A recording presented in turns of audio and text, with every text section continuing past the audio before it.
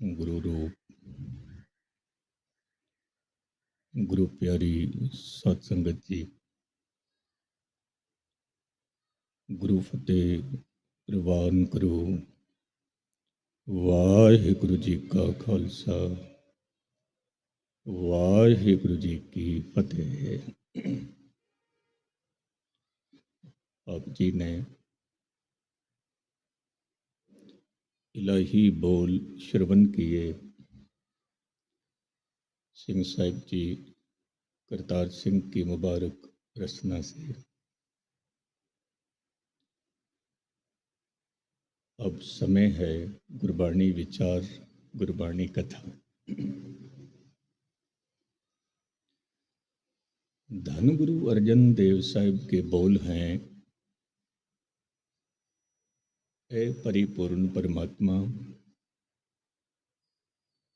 हर एक दे दिलों के जाननहार अंतर जामी। क्योंकि अक्सर हम कह देते हैं कि आपके दिल में क्या है मुझे पता नहीं है, और मेरे दिल में क्या है वो आपको पता नहीं है। हकीकत है। लेकिन तमाम दानशबंदों का कहना है, धार्मिक पुरुषों का कहना है, और इस बात पे बहुत जोर भी देते थे संत बाबा थारिया सिंह जी भी, इसी बात पे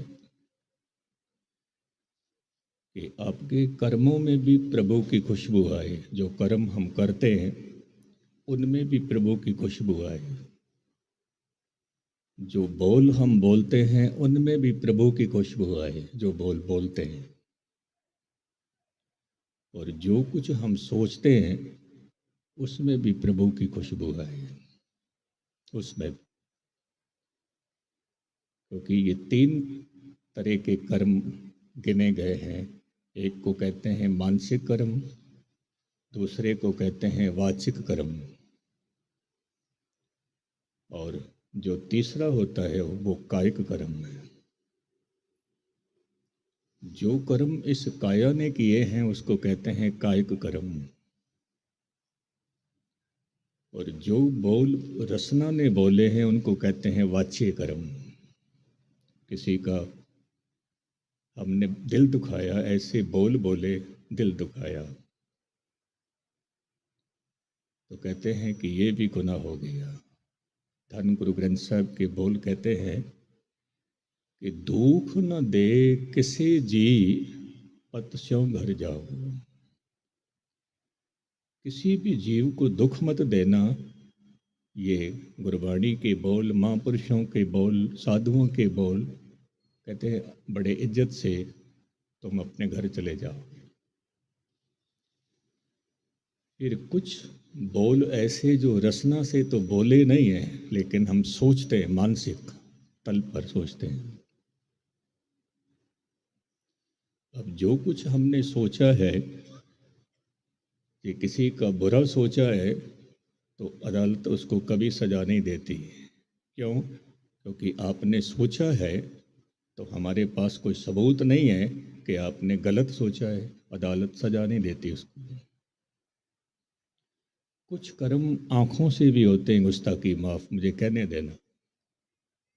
आंखों से भी, आंखों से भी गुनाह हम कर बैठे हैं, अदालत उसकी भी सजा नहीं देती, नहीं देती। लेकिन कहते हैं कि परमात्मा की दृष्टि आपके आंखों से किए गए कर्म पर भी है, मानसिक तौर पर सोचे गए कर्म पर भी प्रभु की दृष्टि है, परमात्मा की आंख है आपके ऊपर। उसको कहते हैं अंतर्जाम। आपने क्या सोचा उसको पता है, आपने क्या बोलना है उसको पता है, बोलने से पहले क्या भाव आपने बनाए हैं उसको पता है, उसको पता है। तो इस तरह से कर्मों का जाल बनता रहता है, बनता रहता है। अब कर्मों का जाल इतना बड़ा हो गया, इतना बड़ा हो गया तो शेख शादी साहब अक्सर एक बात कहते थे, जो बीज तूने बीजे हैं अब उसका फल तो आपकी झोली में पड़ने वाला है, आज या कल पड़ने वाला है। जो कर्म आपने किए हैं, जो बीज आपने बीजे हैं।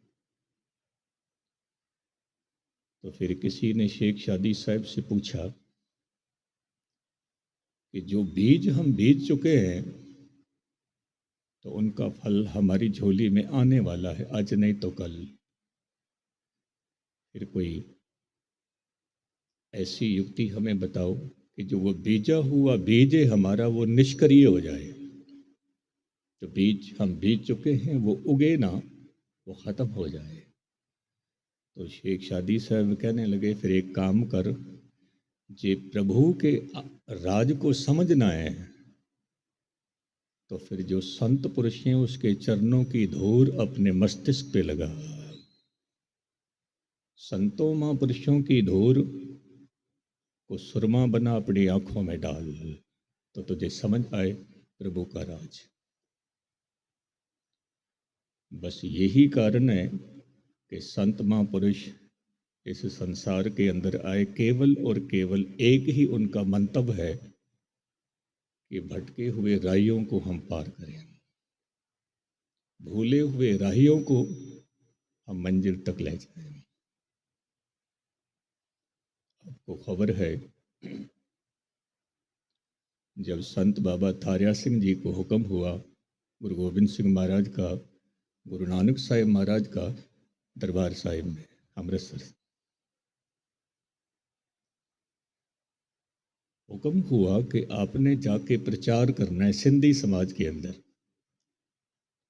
और क्षमा करना, एक थोड़ी सी बात भी मुझे कहने देना, क्योंकि कुछ लोग ऐसे भी हैं जो बहुत किस्म के कर्म कांडों में फंसे रहते हैं।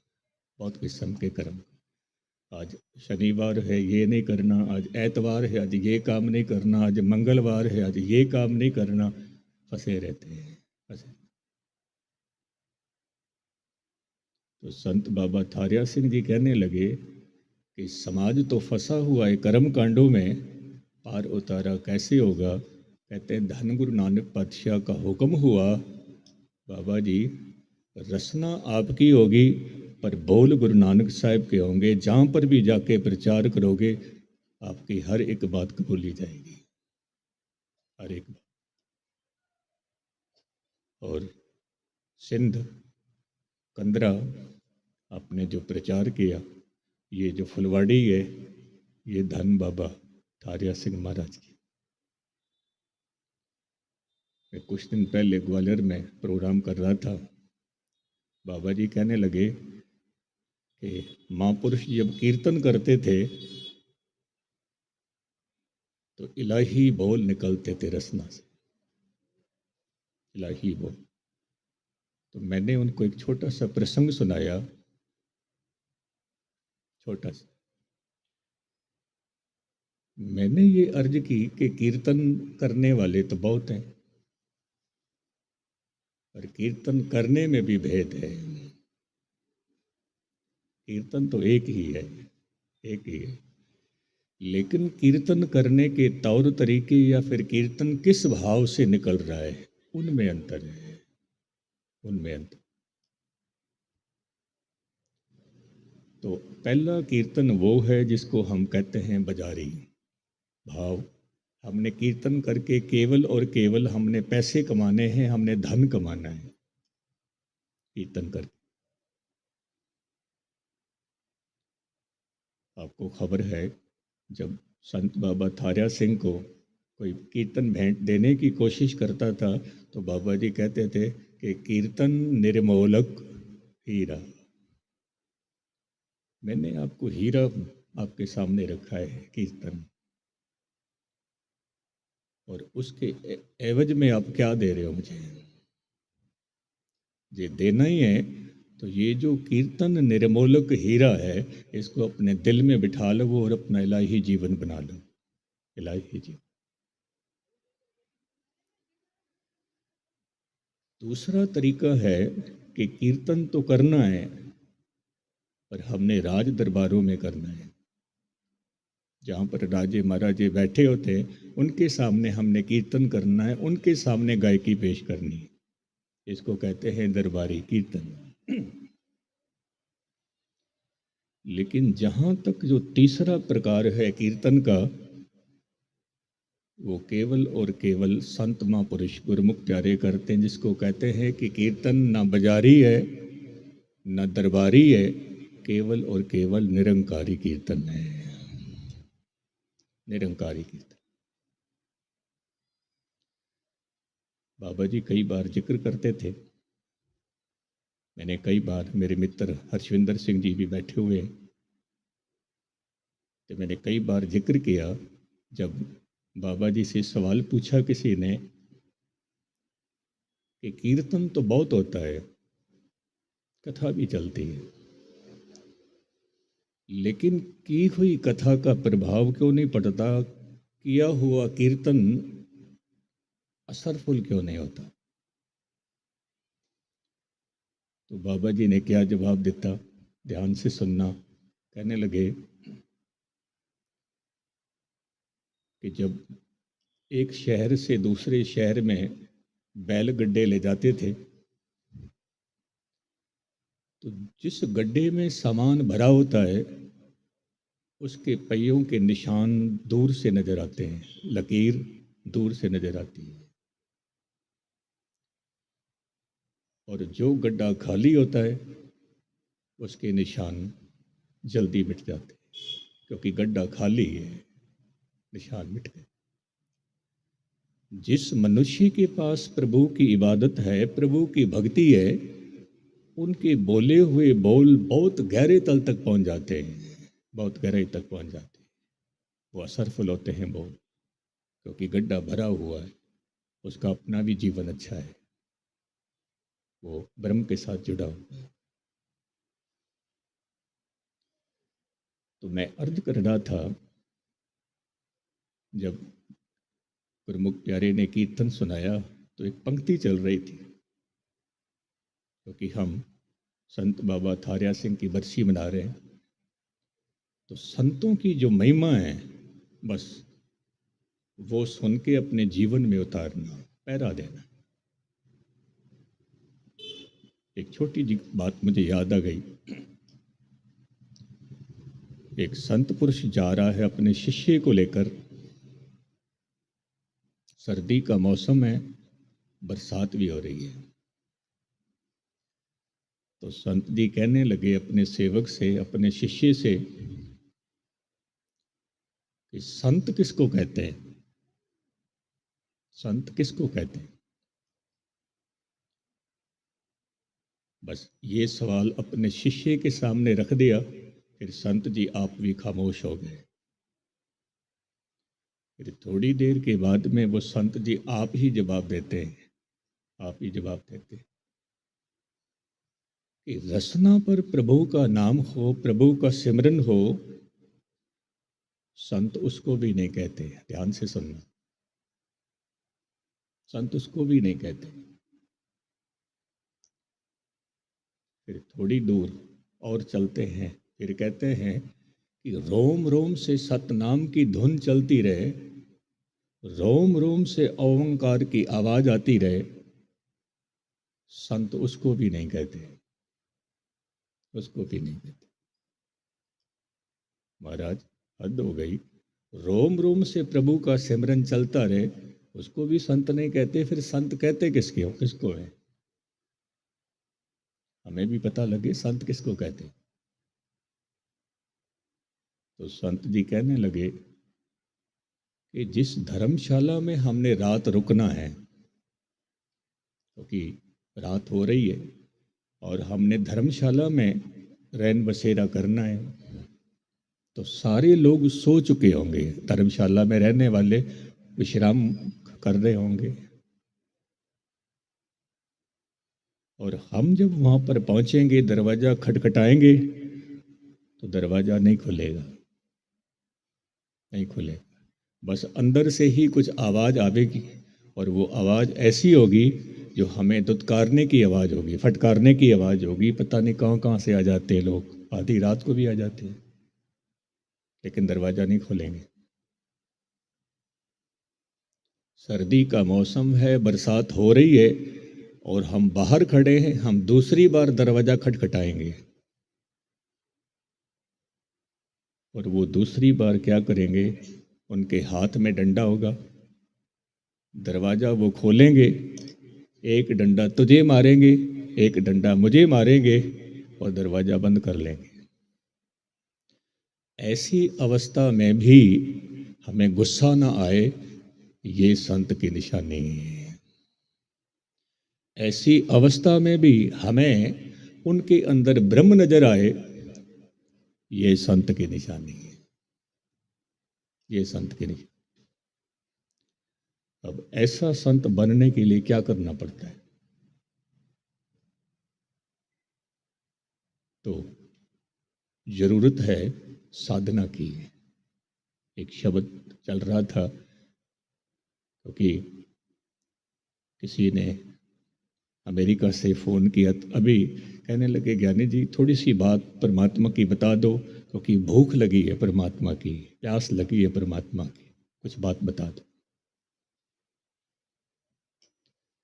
मैंने एक छोटी सी बात उनके सामने रखी है, आपके सामने भी रख रहा हूं। पानी के 3 रूप हैं। बर्फ है, पानी का ही रूप है। फिर पानी है, पानी का ही रूप है। और उसके बाद में भाप है, पानी का ही रूप है। अब ये 3 रूप हैं।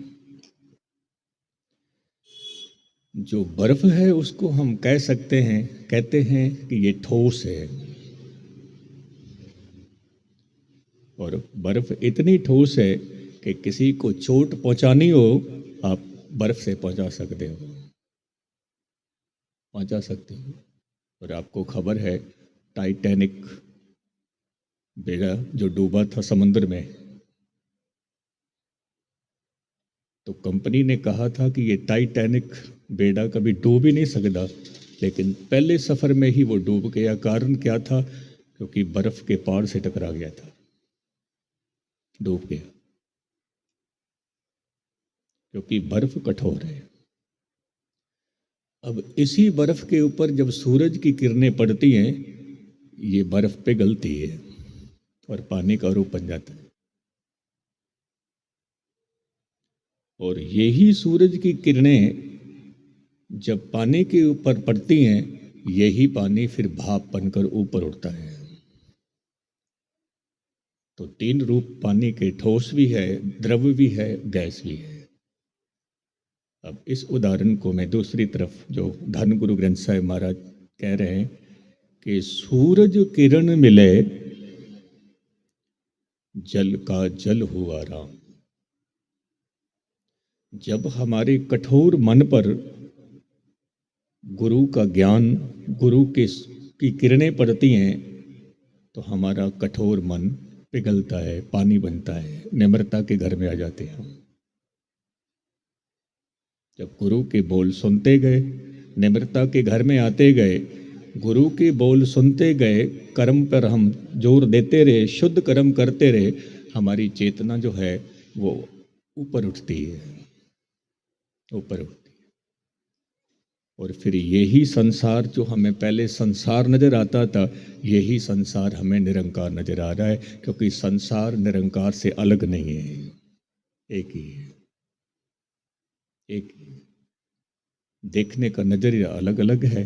साहिब कहते हैं कि जिनकी चेतना ऊपर उठी है, संगत करके, नाम जप के, कहते हैं कि फिर ब्रह्म दिसै ब्रह्म सुनिए, एको एक वखानी है।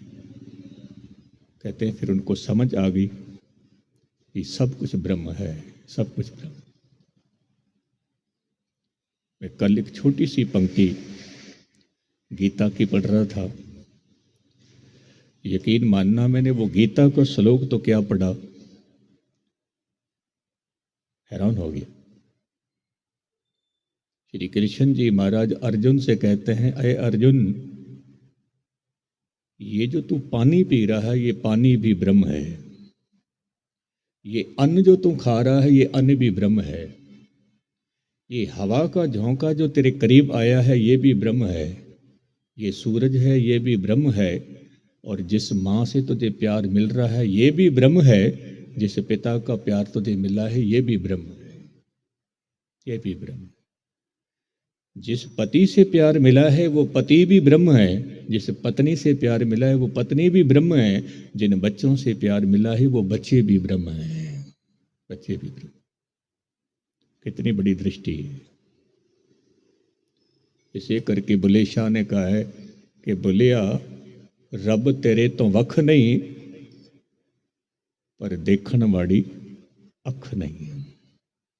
परमात्मा तुझसे दूर नहीं है पर आंख चाहिए देखने वाली, आंख चाहिए, वो ज्ञान की आंख है। तो ज्ञान की आंख हमें प्राप्त हो, उसके लिए साधुओं को संतों को इस रूहे जमीन पे आना पड़ता है। उनकी बहुत बड़ी मजबूरी होती है, कोई मांग नहीं होती उनकी। संत पुरुष आते हैं, उनके आने का केवल और केवल ये कारण है कि जन्म मरण दुहु में नाही, जन पर उपकारी आए, जी दान दे भक्ति लाइन, हर स्यों लैन मिलाए, हर स्यों लैन। मैं तो प्रभु के साथ जोड़ने के लिए आया हूं, बाकी कोई मंतव्य नहीं मेरा। मैं अर्ज कर रहा था, अंतर्जामी पुरख विधाते। ये जो पुरख शब्द है इसका भाव है पुरी पुरी बसंता सा पुरखा। जो हर शरीर में बैठा हुआ है, हर पुरी में बैठा हुआ है, उसको पुरख कहते हैं, उसको परमात्मा कहते हैं, उसको ज्योत कहते हैं, उसको लाइट कहते हैं। वो हर एक के अंदर बैठे। एक संत पुरुष को किसी ने कहा कि संत जी, मुझे तो कण कण में परमात्मा दिखाई देता है, कण कण में। आप भी कह देते हो कण कण में प्रभु है, कण कण में निरंकार है। हम भी कह देते हैं कण कण में प्रभु है। वो संत जी हंस पड़े और हंसते हुए कहने लगे, अभी थोड़ी और भक्ति कर, अभी और भक्ति। संत जी की बात सुन के ये हैरान हो गया, तो हैरान हो के कहता है, संत जी जब कण कण में प्रभु नजर आ रहा है तो फिर और भक्ति करने की जरूरत क्या है। संत जी कहने लगे, नहीं अभी और भक्ति कर, और भक्ति। महापुरुष बैठे हैं बाबा जी जगदीश सिंह जी महाराज, क्योंकि आपकी सेवा संभाल ये आपके पास है, तो ये वो महापुरुषों की अंश वंश, तो उनके फिर बोलों में ताकत होती है, बचनों में ताकत होती है। तो मैं अर्ज कर रहा था, संत कहता है अभी और जरूरत है बंदगी करने की, क्योंकि जो ये संत पुरुष होते हैं, संत, इसको थोड़ा सा समझ लेना। ये संत शब्द के ऊपर जो टिप्पी लगी हुई है, यदि इस टिप्पी को हम हटा देते हैं तो बनता है सत, और ये सत ही परमात्मा है, जो कल भी था, आज भी है, कल भी होगा, सच है। और जिसने उस सच के साथ मोहब्बत की है, बस उसी को संत कहते हैं, उसी को। तो संत जी कहने लगे, अभी और बंदगी कर, अभी और तपस्या कर। तो वो तपस्या करता है, फिर और बंदगी करता है, और संगत करता है। करीब करीब 6 महीने और गुजर गए। फिर संत जी के पास आता है, मत्था टेकता है, नमस्कार करता है। तो संत जी कहते हैं, हाँ अब सुनाओ। कहते हैं, महाराज क्या सुनाऊं, सब गोविंद है, सब गोविंद है। संत जी हंस पड़े, कहने लगे, पिछली बार तो आपने कहा था कि कण कण में प्रभु है, अब कहते हो सब गोविंद है, तो वो कण कहाँ चले गए। तो ये साधक कहता है, शिष्य कहता है कि महाराज साधना करते करते मुझे खबर मिल गई कि कण भी परमात्मा है। हकीकत है, जर्रा जर्रा भी परमात्मा है, हर तरफ परमात्मा है। बस मिटा दे अपनी हस्ती को, अगर कुछ मर्तबा चाहे कि दाना खाक में मिलके गुले गुलजार होता है। बस जिस दिन ये अहंकार मिट गया मनुष्य का, उसी दिन वो परमात्मा बन जाता है, उसी समय परमात्मा हो जाता है। वो सिर्फ अहंकार मिट जाए, क्योंकि अहंकार में मनुष्य कहता है ये मैंने किया है, ये मेरी बदौलत हुआ है, मैं ना होता तो ये काम नहीं होता। कहते हैं बस ये मैं की जो ध्वनि चलती रहती है, इस मैं की ध्वनि में तू विसर जाता है, तू भूल जाता है, परमात्मा भूल जाता है। जिस दिन मैं मिटा तू प्रकट हुआ। क्योंकि छोटी सी व्याख्या है, बहुत ही लंबी चौड़ी व्याख्या नहीं है। तो मैं अर्ज कर रहा था, अंतर्जामी पुरख विधाते, विधाता कहते हैं जो विधि विधान का मालिक है, और हर एक की श्रद्धा पूरी करने वाले हैं। श्रद्धा मन की पूरी। अब मन की श्रद्धा क्या है, तो ये ध्यान से सुनना कि मन की मूल श्रद्धा जो है वो है, ऐ प्रभु मैं तुझ में लीन हो जाऊं। ये मन की मूल श्रद्धा है, मूल श्रद्धा। संत सिंह मशकीर एक बात कहते थे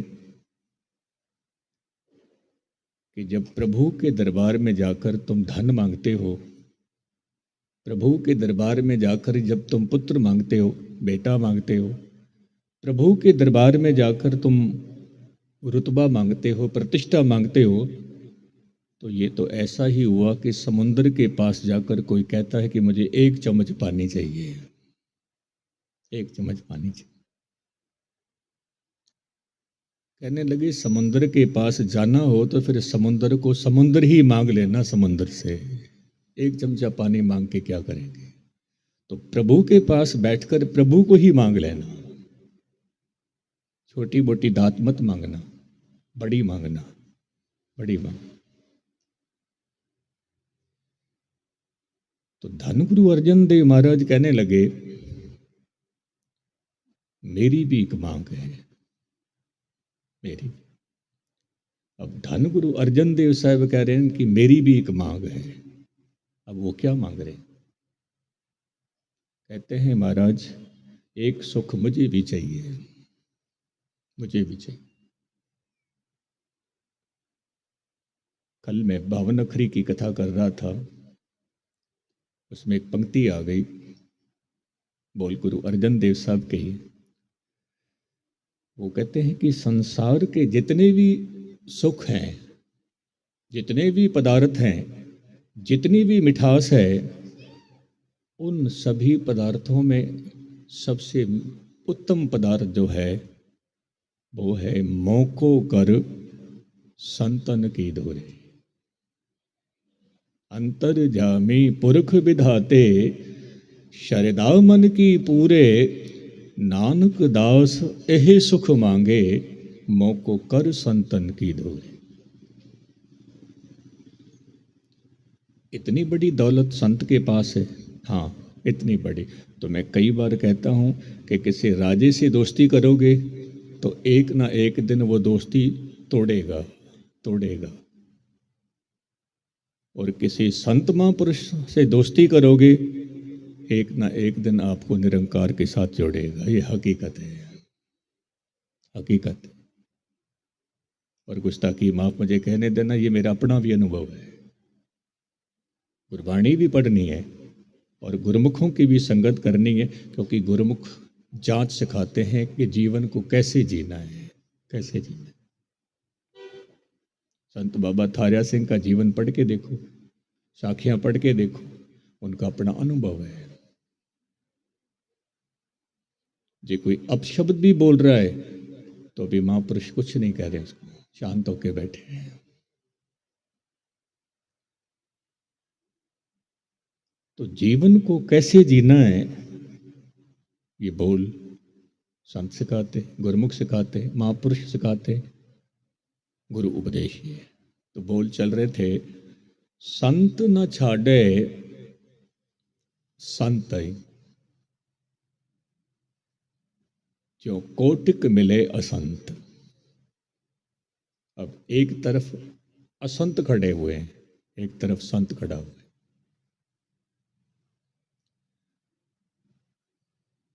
एक तरफ असंत हैं, खड़े हैं असंत, एक तरफ संत खड़ा है।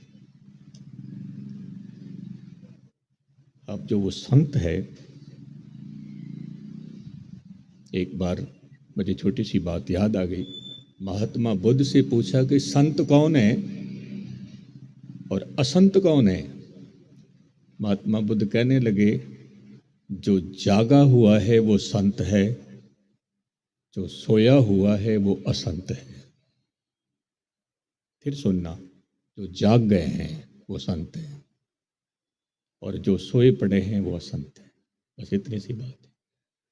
अब जो जागे हुए हैं वो ही हमें जगा सकते हैं, जो खुद जागे हुए नहीं हैं वो हमें क्या जगाएंगे। एक छोटा सा मैं लतीफ़ा आपके सामने रखूं, क्योंकि बात मुझे ये याद आ गई कि एक जागा हुआ किसी को जगा सकता है, सोया हुआ नहीं जगा सकता। एक बार पति पत्नी का झगड़ा हो गया, अक्सर हो जाता है। तो 2 दिनों से बातचीत बंद कर दी। जी, पति ने रोटी भी मांगनी हो तो इस ढंग से बात करनी जैसे दीवारों से बात करते हैं, मुझे रोटी खानी है। पत्नी ने भी रोटी बना के रख देनी, बातचीत बंद है। 2 दिन हो गए, 3 दिन हो गए, बातचीत बंद है। तो पति ने दूसरे दिन सुबह जाना था कहीं, 4 बजे की ट्रेन पकड़नी थी उसने।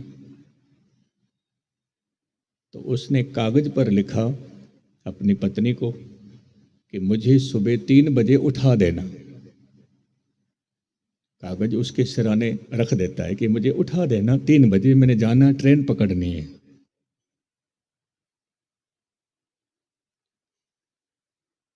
पर सुबह पत्नी ने नहीं उठाया। तो पति फिर कागज पर लिखता है कि मैंने तुझे कहा था कि मुझे 3 बजे उठा देना, तूने क्यों नहीं उठाया। तो पत्नी क्या जवाब दे रही है, कागज के ऊपर ही लिख कर क्या जवाब दे रही है कि मैंने तेरे सिरहाने पर्ची रख दी थी कि सुबह 3 बजे उठ जाना। मैंने पर्ची रख दी थी कि उठ जाना सुबह 3 बजे, तो नहीं उठा तो इसमें मेरा क्या कसूर है। हकीकत कहने का भाव ये है कि जो खुद जागा है वो दूसरे को जगाएगा, जो खुद सोया हुआ है वो दूसरे को नहीं जगा सकता। तो संत हैं वो जगे हुए हैं, जगे हुए। और जो असंत हैं वो सोए हुए हैं। अब जो सोए हुए हैं, गुरु अर्जन देव साहब महाराज कहते हैं कि उनका सोना किस तरीके का है। कहते हैं कि नैनो नींद पर दृष्टि विकार। आंखों में नींद है, पराया धन देखना, पराया रूप देखना, ये आंखों में नींद है। श्रवण सोए सुन निंद विचार। कानों में भी नींद है, कैसी कि कान भी निंदा सुन सुन के, निंदा सुन सुन के सो गए हैं। कानों को निंदा बहुत प्यारी लगती है। वो अलग बात है कि तारीफ भी अच्छी लगती है कानों को, पर तारीफ हो अपनी। सारी रात तारीफ करते रहो मेरी, कान बड़े खुश होंगे। सारी रात तारीफ करते रहें किसी दूसरे की, आपके कान बहुत खुश होंगे। पर हाँ, निंदा अच्छी लगती है, पर होए किसी दूसरे की, दूसरे की निंदा। फिर चाहे पूरी रात सुनाते रहो, फिर क्या हुआ, फिर क्या हुआ, सुनते रहो, सुनाते रहो। निंदा अच्छी लगती है, दूसरे की अच्छी लगती है, तारीफ अपनी अच्छी लगती है। तो ये कान भी सो गए। तो साहब कहते हैं कि जब आंखें भी सो गई हैं, नैनो नींद पर दृष्टि विकार, श्रवण सोए पर निंद विचार। फिर रसना भी सो गई, रसना सोई स्वाद मीठे लाग, मीठे स्वादों दे विच वो भी सो गई। और साहिब कहते हैं मन सोया माया विस्मात, क्योंकि ये जो मन है इसका जो स्वभाव है वो बड़ा अजीब है, अजीब है। मन का जो स्वभाव है वो ये है कि जो कुछ घर में मौजूद है, जो कुछ हमारे पास है, मन उसकी तरफ नहीं देखता, मन उसकी तरफ देखता है जो हमारे पास नहीं है। मैं फिर बात दोहरा दूं, आपके पास एक मकान है, मन उसकी तरफ नहीं देखेगा कि प्रभु ने मुझे एक मकान दिया है, लेकिन मन उसकी तरफ देखेगा कि दूसरा भी कब मिलेगा, तीसरा भी कब मिलेगा। 10 कदम आगे चलता है मन। तो साहब कहते हैं मन सोया माया विस्मात। इस ग्रह में कोई जागत रहे। ये जो शरीर है ये घर है, और जब घर का मालिक ही सो जाए तो फिर क्या होता है, जो पहरेदार होते हैं वही मालिक बन के बैठ जाते हैं। वो कहते हैं हम ही मालिक हैं, हम ही मालिक। तो साहब कहते हैं कि इस ग्रह में कोई जागत रहे। तो संत पुरुष जगाते हैं, कहते हैं फिर साबत वस्तु वो अपनी ले। तो मैं अर्ज कर रहा था कि एक तरफ तो बहुत सारे असंत बैठे हुए हैं, एक तरफ संत बैठा हुआ है। तो संत क्या करता है, कबीर साहब कहते हैं कि संत न छाड़े संत ही, जो कोटिक मिले असंत, मलयागर भयंगम बेडियो, ते शीतलता ना तजंत। ध्यान से सुनना, जो संत है अपना स्वभाव नहीं छोड़ता कभी। अक्सर आपने एक कथा सुनी होगी कि एक संत नदी पार कर रहा है, तो उसने क्या देखा कि पानी के अंदर बिच्छू है, वो डूब रहा है, गोते खा रहा है, गोते खा रहा है। तो संत ने उस बिच्छू को अपने तली पर उठाया कि मैं इसको किनारे पे रखूं। जैसे ही उसने तली पर उस बिच्छू को उठाया, उसने डंग मार दिया उसको, संत। और जैसे ही उसने डंक मारा, वो बिच्छू फिर उसके हथेली से निकल गया, तली से निकल गया, फिर पानी में डूब रहा है, गोते खा रहे। संत जी ने फिर दूसरी बार निकालने की कोशिश की, बिच्छू ने दूसरी बार भी डंग मारा, फिर उसकी तली से निकल गया। और ये सिलसिला चलता रहा, 2 बार 3 बार 4 बार चलता रहा।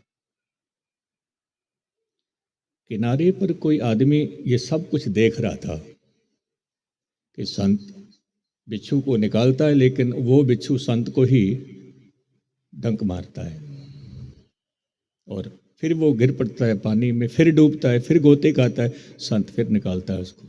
ये सिलसिला चल रहा है, चल रहा है। तो किनारे पर खड़े हुए उस दार्शनिक ने कहा, संत जी एक बात मुझे बताओ कि बार बार डंक मारता है ये बिच्छू, लेकिन फिर भी आप इसको बचा रहे हो, कारण क्या है, इसका मकसद क्या है?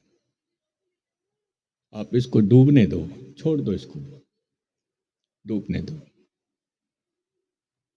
तो वो संत क्या कहता है, कहता है कि आज ही तो मेरी भक्ति का इम्तिहान होने वाला है, आज ही, आज ही, आज मेरा भी पेपर हो रहा है, मेरा भी इम्तिहान हो रहा है, और इस बिच्छू का भी इम्तिहान हो रहा है। यदि बिच्छू अपना स्वभाव नहीं छोड़ता तो फिर मैं अपना स्वभाव कैसे छोड़ूं? जब बिच्छू अपना स्वभाव नहीं छोड़ता, मैं अपना स्वभाव कैसे छोड़ूं? बिच्छू का स्वभाव है डंक मारना, मेरा स्वभाव है बचाना, बचा। ये जीवन संतों का होता है, महापुरुषों का होता है। उनकी संगत में कैसे बैठना है, उनके सानिध्य में कैसे बैठना है। एक बार कबीर साहब ने कुछ बोल जब जगत की झोली में डाले, और बोल बड़े कीमती, आप जी कहने लगे, कबीर चंदन का बिरवा भला, बेडियो ढाक पलास, ओई भी चंदन होई रहे, बसे जो चंदन पास। मैं फिर दोहरा दूं, कबीर चंदन का बिरवा भला, बेडियो ढाक पलास। चंदन का बूटा छोटा सा है और उसके आसपास पलास, उन्होंने उसको ढका हुआ है चंदन को। बेशक चंदन का बूटा छोटा सा है, बेडियो ढाक पलास, पर हैरान कुन बात है कि उस पलास के अंदर भी चंदन की खुशबू आ रही है। क्यों? क्योंकि बसे जो चंदन पास। तो चंदन कहा है संतों को, महापुरुषों को। जो महापुरुषों की संगत में बैठे हैं उनके अंदर भी महापुरुषों जैसी खुशबू आनी शुरू हो जाती है। हकीकत ये है, जो जैसी संगत मिले सो तैसो फल खाए। तो यहां पर जो पंडित थे, पुरोहित थे, वो कबीर साहब से खार खाते थे। कहने लगे कि किसी न किसी तरीके से हमने कबीर साहब को हराना है, और कोई ऐसा उदाहरण उसके सामने रखेंगे कि कबीर साहब उसका जवाब नहीं दे पाएंगे। तो सवाल क्या रखा उन पंडितों ने, पुरोहितों ने। कहने लगे, कबीर जी, आपने कहा कि जो कोई चंदन की संगत करता हो उसके अंदर भी खुशबू आती है चंदन की, पर हमने बांस के अंदर तो खुशबू नहीं देखी चंदन की। वो भी तो चंदन के पास रहता है, उसमें खुशबू क्यों नहीं आती? कबीर साहब जी फिर विस्मात की दुनिया में चले गए और आपकी रसना से इलाही बोल निकले, कबीर बांस बढ़ाई बूढ़िया, क्यों मत डूबो कोए, चंदन के निकटे बसे, बांस सुगंध न होए। क्यों? क्योंकि बांस डूब गया अपने बड़े होने के अहंकार में। मैं बहुत बड़ा हूं, मैं बहुत बड़ा हूं, मैं बहुत बड़ा हूं। गालिब अक्सर एक बात कहते थे, जब गालिब से किसी ने सवाल किया, गालिब यदि तू ना होता तो क्या होता? कोई हमसे भी पूछ लेता है, आपसे भी पूछ लेता है, यदि तुम ना होते तो कौन सा घाटा पड़ जाता? तो जब गालिब से पूछा गया, गालिब जे तू ना होता तो क्या होता? गालिब कहता है कि मैं ना होता तो फिर मैं खुदा होता, मैं खुदा होता। कुछ ना था तो खुदा था, कुछ ना होता तो खुदा होता, डुबोया मुझको होने ने, ना होता मैं तो क्या होता? मैं डूबा हूं अहंकार करके, मैं बड़ा हूं, मैं बड़ा हूं, मैं बड़ा। तो बांस जो है वो इसी धुन में है कि चंदन तो बहुत छोटा है, मैं तो बहुत बड़ा हूं, बहुत बड़ा हूं। तो संगत में जब बैठना हो तो कई बार संत सिंह मशकीन कहते थे कि आपके पास धन है तो धन का अहंकार वहीं छोड़ देना जहां पर जोड़े उतार के आए हो, जहां पर अपने चप्पल उतार के आए। यदि विद्यता का अहंकार है, ज्ञान का अहंकार है कि मैं बहुत बड़ा ज्ञानी हूं, कहता फिर वो उसका अहंकार भी वहीं उतार देना जहां पर जोड़े उतार के आए हो। क्योंकि कल की कथा में आपके सामने विचार रखूंगा कि यहां से जो अमृत बरसता है उसको कैसे कबूलोगे। क्योंकि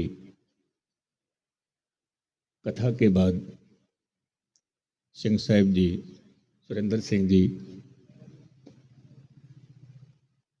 और नक्षत्र सिंह जी आपका जत्था दरबार साहिब से, क्योंकि अक्सर मैंने भी देखा, आप जी ने भी देखा है कि दरबार साहिब के रागी साहिबान जब कीर्तन करते हैं तो माहौल ऐसा बन जाता है जैसे दरबार साहिब में बैठे हुए हों। हकीकत है, पता नहीं ये कौन सी कला बरती है। और जो बात मैंने नोट की है, मैं किसी की निंदा नहीं कर रहा हूँ, गुस्ताखी माफ, कीर्तन करने वाले सारे एक से एक मुबारक नमस्कार हैं, नमस्कार। पर दरबार साहिब के कीर्तनीय जहां भी कीर्तन करेंगे माहौल वही बन जाता है जैसे दरबार साहिब का।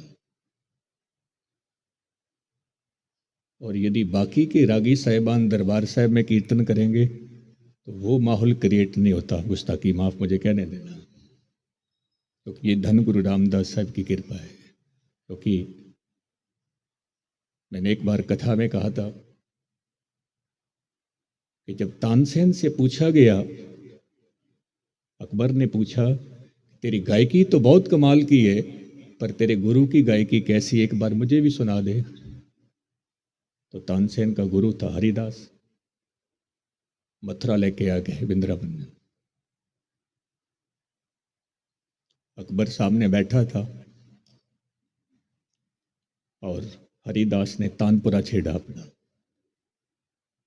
कहते हैं कि अकबर ने जब हरिदास की गायकी सुनी तो रो पड़ा, रो पड़ा। और रोते हुए क्या कहता है तानसेन से, तानसेन ये तेरा गुरु है? हाँ मेरा गुरु। तेरी गायकी भी कमाल, तेरे गुरु की गायकी महाकमाल, लेकिन इतना फासला क्यों कि तेरे गुरु की गायकी के सामने तेरी गायकी कुछ भी नहीं है, इतना फासला क्यों? तो तानसेन ने जवाब दिया, बादशाह सलामत, मैं गाता हूं तेरे लिए और मेरा गुरु गाता है उसके लिए, बस ये फर्क है, ये फर्क है। तो दरबार साहिब के रागी साहिबान, इनकी जो गायकी होती है वो निरंकार के लिए होती है, आपके लिए होती है, आपके प्रेम के लिए होती है, तब माहौल क्रिएट होता है। मैं जिक्र कर रहा था, थोड़ी सी बात कह के फिर मैं समाप्ति की तरफ आता हूं। कबीर साहब महाराज कहने लगे, कबीर मन शीतल भया, क्योंकि पूरी की पूरी खेट मन की होती है, मन की। जब धरती तप रही हो तो उसमें बीज अंकुरित नहीं होता कभी भी, क्योंकि धरती तप रही है, तप रही है। और यदि किसी का मन भी तप रहा है उसमें नाम रूपी बीज अंकुरित नहीं होगा, मन तप रहा है। तो फिर मन को तो शीतलता चाहिए, मन को तो ठंडक चाहिए। अब इस मन को ठंडक कैसे मिले? तो साहब कहते हैं, कबीर जी कहते हैं, कबीर मन शीतल भया, पाया ब्रह्म ज्ञान। जो फैलता ही जा रहा है, फैलता ही जा रहा है, जिसको ब्रह्म कहते हैं, अब उसका ज्ञान मिल गया। अब उसका ज्ञान क्या है? कहते हैं कि तेरा साईं तुझ में जाग सके तो जाग, तेरा मालिक तेरे अंदर ही बैठा हुआ है, जाग सके तो जाग, नहीं तो फिर जिन ज्वाला जग जारिया, सो जन के उदक समान। कि जिस आग ने, तृष्णा की आग ने पूरे संसार को तबाह किया हुआ है। हकीकत है कि ये जो तृष्णा है, ये जो प्यास है, मनुष्य भागता ही जा रहा है, भागता ही जा रहा है। कोट जोरे लाख क्रोरे, मन न हो रे, परे परे ही को लूजिए, और चाहिए और चाहिए और चाहिए। ये मन का स्वभाव है, मन का स्वभाव। मन 10 कदम आगे चलता है हमसे, 10 कदम। यदि अंदर से आवाज आई कि मुझे 10,000 चाहिए, 10,000 रुपये चाहिए, तो मन क्या कहता है कि 10,000 से क्या होगा, कम से कम 20 तो होने चाहिए। ये मन का स्वभाव। फिर यदि अंदर से आवाज़ आती है कि हाँ 20 चाहिए, मन कहता है 20 से क्या होगा, कम से कम 50 तो हों, तो 10 कदम आगे भागता है मन, 10 कदम। और ऐसे भागते भागते मनुष्य की जीवन लीला खत्म हो जाती है, खत्म हो जाती है। बस संतों महापुरुषों का इसीलिए आना हुआ कि भई परापत मानुख देहरिया, गोविंद मिलन की एह तेरी बरिया, क्योंकि ये तेरा समय है, ये तेरा मौका है, ये मौका तेरे हाथों से निकल गया, दोबारा फिर ये मौका आपको नसीब नहीं होगा। तो गुरु साहब जी रहमत करन, बख्शिश करन, जितने प्यार से अदब से आपने कथा सुनी है, उतने ही प्यार अदब से सिंह साहब जी के मुखारबिंद से गुरु का कीर्तन श्रवण करो। बाकी विचार कल आपके सामने रखेंगे। भुल्लां चुक्कां दी खिमा। वाहिगुरु जी का खालसा, वाहिगुरु जी की फतेह।